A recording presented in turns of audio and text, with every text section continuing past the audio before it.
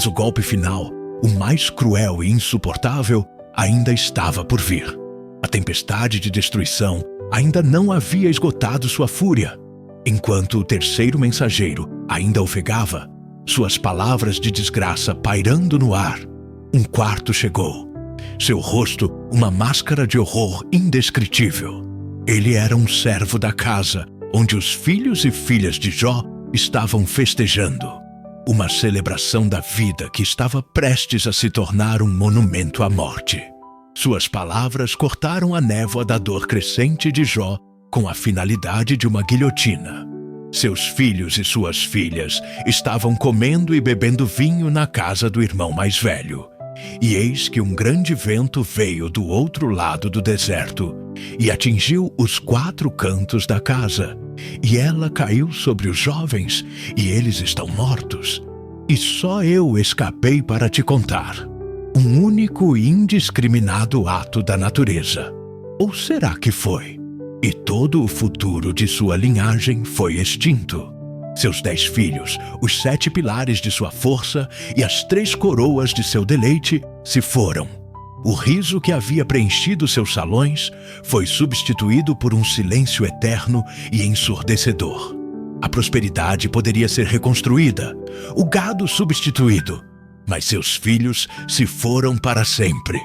O acusador havia desferido seu golpe final e mais venenoso.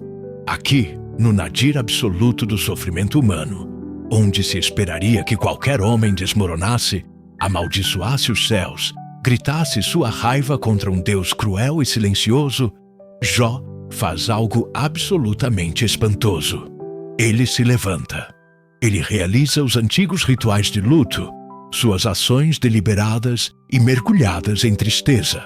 Ele rasga seu manto, o tecido de sua dignidade rasgado como seu coração. Ele raspa a cabeça, o sinal de sua honra exposto em sua humilhação. E então, ele cai ao chão. Mas ele não cai em um amontoado de desespero. Ele cai em um ato de adoração. Das profundezas de uma alma assolada por uma dor inimaginável, uma voz emerge, não de blasfêmia, mas de fé profunda e inabalável. Nu saí do ventre de minha mãe, e nu para lá voltarei. O Senhor deu, e o Senhor tirou. Bendito seja o nome do Senhor. Nesta única e sublime declaração, Jó despedaça a aposta cínica do acusador. Sua fé não era uma transação. Sua devoção não era um escudo. Era o próprio cerne do seu ser, uma âncora que se manteve firme, mesmo quando o furacão da tragédia despedaçou seu mundo. A Escritura acrescenta uma linha de vindicação divina. Em tudo isso, Jó não pecou, nem atribuiu a Deus falta alguma. O primeiro teste havia terminado. Jó havia vencido. Mas o acusador não é tão facilmente derrotado. A corte celestial se reúne novamente. Os filhos de Deus se apresentam perante o Senhor. E entre eles vem novamente o adversário. O Senhor repete seu elogio, desta vez com um peso ainda maior. Observaste o meu servo Jó? Porque ninguém há na terra semelhante a ele, homem íntegro e reto, temente a Deus e que se desvia do mal. E ele ainda retém a sua integridade, embora me incitasses contra ele para o destruir sem causa. O acusador, encurralado mais impenitente, dobra a aposta. Ele descarta a perda de propriedade e até dos filhos como algo externo. Ele argumenta que o verdadeiro teste reside na própria carne de um homem. Pele por pele, ele zomba, um provérbio cínico sugerindo que um homem desistirá de qualquer um e de qualquer coisa, desde que ele mesmo não seja tocado.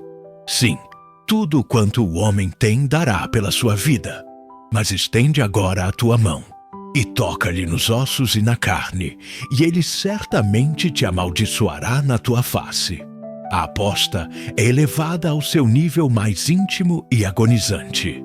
E mais uma vez, Deus permite o teste, confiante em seu servo, mas traçando um limite final. Eis que ele está na tua mão, mas poupa-lhe a vida. A aflição que se segue é insidiosa e absoluta. Jó é atingido por feridas dolorosas, pústulas repugnantes que rompem da sola de seus pés ao topo de sua cabeça. Esta não é uma ferida nobre de batalha ou uma doença limpa e rápida. É uma aflição humilhante e avassaladora que transforma seu corpo em uma paisagem de tormento. Ele é um pária, um proscrito. Ele deixa o que resta de sua casa e toma seu lugar entre as cinzas, o monte de lixo da cidade antiga, um lugar para os impuros e os esquecidos.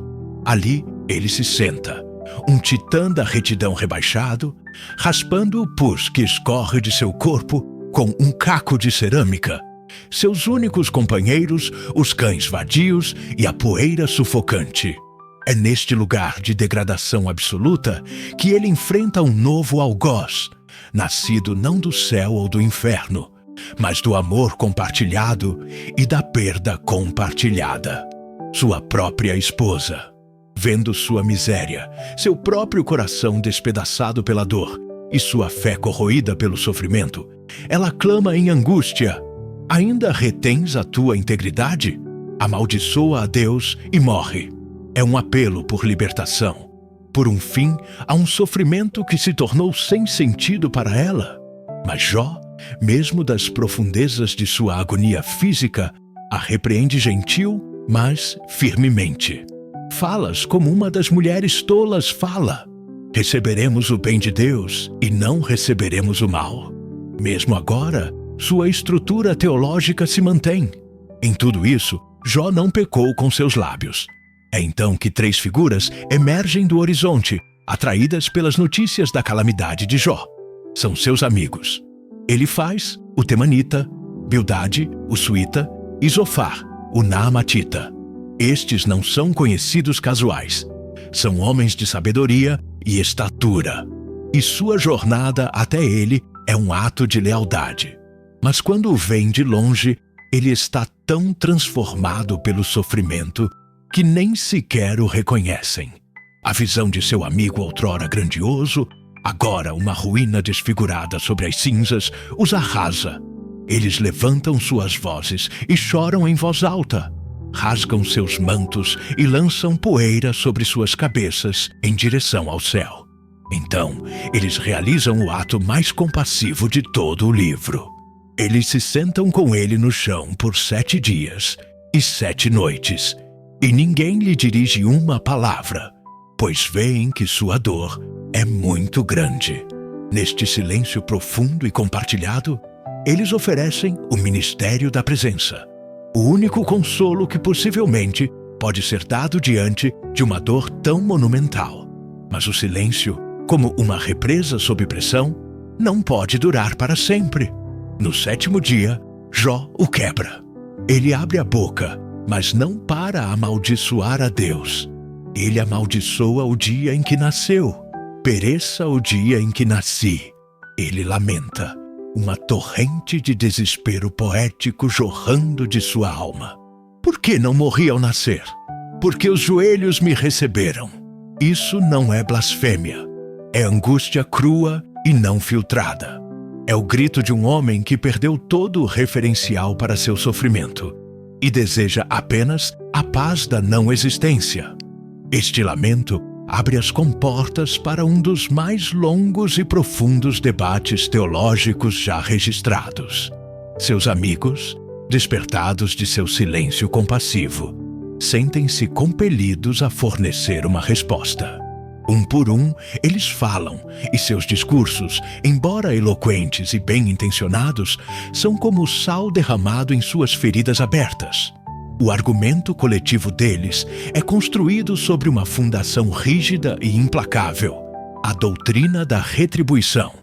Deus é justo, eles argumentam.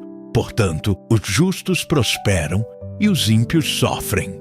Como Jó está sofrendo imensamente, ele deve ter cometido algum grande pecado oculto. Elifaz argumenta a partir de sua própria visão mística, sugerindo gentilmente que Jó deve ter errado. Bildade apela para a sabedoria da tradição. afirmando que Deus não perverte a justiça. Zofar é o mais direto e dogmático, insistindo que o castigo de Jó é, na verdade, menor do que seus pecados merecem. A solução deles é simples: arrependa-se de seu pecado oculto, e Deus o restaurará.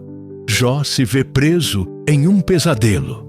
Ele é atormentado fisicamente por um Deus silencioso e agora é torturado psicologicamente por seus amigos acusadores. Ele se torna um Ismael espiritual, sua mão contra todos e a mão de todos contra ele. Ele defende sua integridade com paixão, ferocidade e eloquência. Sou íntegro, ele insiste. Ele não afirma ser sem pecado, mas sabe em seus ossos que não fez nada para merecer este nível de punição cataclísmica. Seus discursos se tornam um turbilhão de emoções. Ele se enfurece contra a injustiça de sua situação, questiona a própria natureza do governo de Deus sobre o universo e expressa um anseio profundo e desesperado por uma audiência com o Todo-Poderoso. Ele deseja um mediador, um árbitro que pudesse ficar entre ele e Deus para defender seu caso. Pois ele não é homem como eu, para que eu lhe responda, clama Jó. Nem há entre nós árbitro que ponha a mão sobre nós ambos. Ele está completamente só, lutando uma guerra em duas frentes, contra a teologia falha de seus amigos e o silêncio aterrorizante de seu Deus. Após a conclusão dos ciclos de discursos, uma nova voz, mais jovem, intervém. Eliú, que afirma ter a verdadeira sabedoria. No entanto, seus longos e raivosos discursos em grande parte reembalam os mesmos argumentos, defendendo a justiça de Deus e repreendendo Jó por suas alegações de inocência. Justo quando o debate humano se esgotou, quando todas as palavras falharam e todos os argumentos se mostraram vazios, a resposta chega. Ela não vem em um silogismo ou em uma fórmula teológica arrumada. Ela vem em um redemoinho. Do coração da tempestade, Deus finalmente fala. Mas ele não oferece a Jó uma explicação. Ele não revela a aposta celestial. Ele não aborda a doutrina da retribuição. Em vez disso, ele coloca Jó em julgamento. Com uma torrente de perguntas majestosas e irrespondíveis, Deus desafia a própria base do direito de Jó de exigir respostas. Quem é este que escurece o conselho com palavras sem conhecimento? A voz troveja. Agora, prepara-te como um homem. Eu te questionarei, e tu me responderás. O que se segue é um tour de tirar o fôlego pela criação, um monólogo divino projetado não para explicar o sofrimento, mas para revelar o abismo infinito entre a sabedoria do Criador e a compreensão humana. Onde estavas tu quando eu fundava as bases da terra? Dize-me se tens entendimento. Deus conduz Jó através dos mistérios do cosmos. O fechamento do mar atrás de portas, os depósitos de neve e granizo, o atar do feixe das Pleiades. Ele passa da cosmologia para o reino animal, apontando para a cabra montesa selvagem, o jumento selvagem indomável, o majestoso mas tolo avestruz e o cavalo de guerra que ri do medo. Finalmente, Deus apresenta duas criaturas magníficas e aterrorizantes: o Bemote, cujos ossos são como vigas de bronze, e o Leviatã, o monstro do caos das profundezas, que nenhum homem pode domar. A mensagem é avassaladora. Se você não consegue entender o funcionamento da minha criação, Jó, como pode presumir entender o cálculo moral de seu Criador? Diante desta revelação de poder infinito e sabedoria inescrutável, Jó é completamente quebrado e completamente refeito. Seu caso legal contra Deus evapora. Sua necessidade de uma explicação se dissolve. Todos os seus argumentos, todas as suas reivindicações de retidão, viram pó diante deste encontro direto com o divino. Sua resposta é um dos pontos altos de toda a literatura espiritual. Não é uma confissão do pecado secreto que seus amigos imaginaram. É um arrependimento de sua perspectiva limitada, uma rendição de sua necessidade de entender. Eu sei que tu podes fazer tudo e que nenhum propósito teu pode ser impedido. Ele sussurra maravilhado. Eu te conhecia só de ouvir falar, mas agora meus olhos te veem. Por isso me abomino e me arrependo no pó e na cinza. Ele passou de uma fé de segunda mão, uma religião de proposições e doutrinas, para um encontro em primeira mão com o Deus vivo. Ele não obteve sua resposta, mas obteve Deus, que era o que sua alma clamava o tempo todo. A história conclui com uma reversão impressionante. Deus repreende os 3 amigos.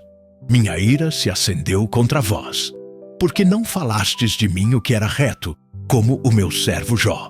Em suas tentativas de defender Deus com fórmulas prontas, eles o representaram mal, enquanto Jó, em sua luta crua, honesta e até raivosa, havia falado a verdade do coração. Jó é então instruído a orar por seus amigos, tornando-se seu sacerdote e mediador. E então, o Senhor restaura as perdas de Jó. O epílogo é um quadro de graça profunda. Ele recebe o dobro da riqueza que tinha antes. Sua saúde é restaurada. E ele recebe uma nova família. 7 filhos e 3 filhas, que se dizia serem as mulheres mais belas de toda a terra. Jó vive mais 140 anos, tempo suficiente para ver 4 gerações de seus descendentes. E morre, velho e farto de dias. E assim retornamos à profunda questão nascida no pó e nas cinzas de Uz. Quando a retidão é recompensada com a ruína e a devoção com o desespero, qual é o verdadeiro valor da fé? O livro de Jó fornece uma resposta que é tão perturbadora quanto bela. O verdadeiro valor da fé não é ser uma moeda para comprar uma vida livre de dor. Não é uma apólice de seguro contra a tragédia. Seu valor não é de forma alguma transacional. A história revela que o propósito final da fé não é obter respostas de Deus, mas obter o próprio Deus. É a confiança inabalável no caráter e na soberania de um Criador, cujos motivos e métodos estão frequentemente velados em um mistério aterrorizante. A recompensa final de Jó não foram seus novos filhos ou seus rebanhos dobrados. Foi a visão de Deus no redemoinho. O verdadeiro valor da fé é a convicção de que mesmo quando estamos sentados nas cinzas, despojados de tudo o que nos é caro, o Deus que comanda o Leviatã e coloca as estrelas em seus cursos está presente, é soberano e é digno de nossa confiança. Não porque entendemos seu plano, mas simplesmente por quem ele é.